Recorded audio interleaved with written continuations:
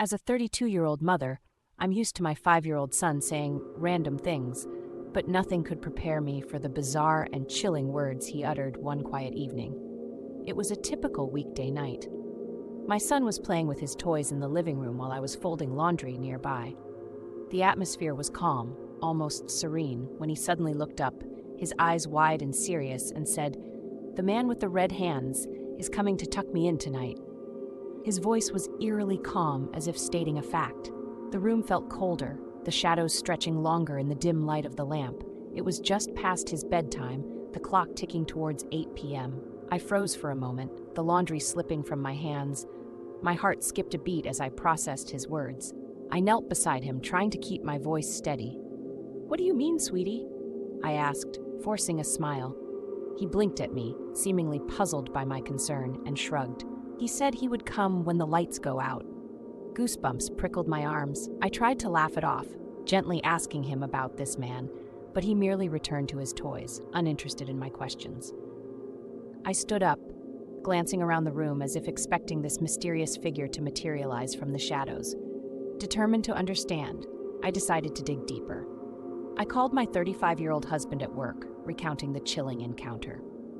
His initial reaction was dismissive, suggesting our son must have picked up something from a show or a story, but something about our son's tone stuck with me.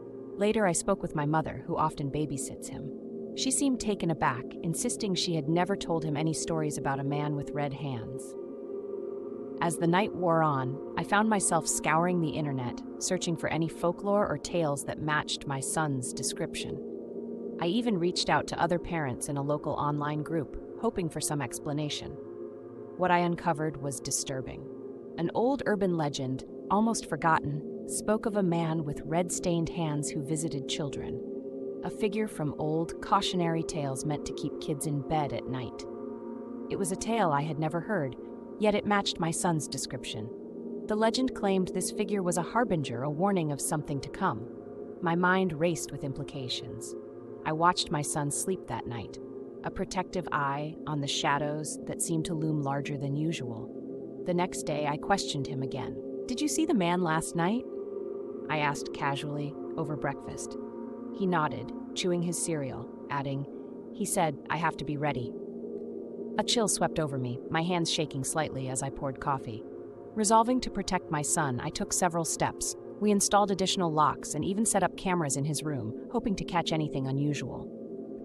I spoke more with my husband, who finally shared my concern after witnessing our son's insistence on this man's presence. We even considered professional help, wondering if he was seeing things beyond our understanding. As days turned to weeks, the visits, according to my son, ceased. He spoke of the man less, slowly returning to his usual playful self. Yet the experience left a mark on our family. We became more cautious, more vigilant of what he consumed through media. Reflecting on the ordeal, I still feel a twinge of unease. What did he really see? Was it a figment of his imagination, a misunderstood tale, or something more sinister? Our household has settled back into its routine, but I remain watchful, questioning every shadow that stretches across his room. Perhaps I'll never truly understand what happened, but I've learned to never dismiss a child's words as mere fantasy. If any other parents have experienced anything like this, I'd love to hear your stories. The world of a child's mind is both wondrous and frightening, and sometimes it leaves us with more questions than answers.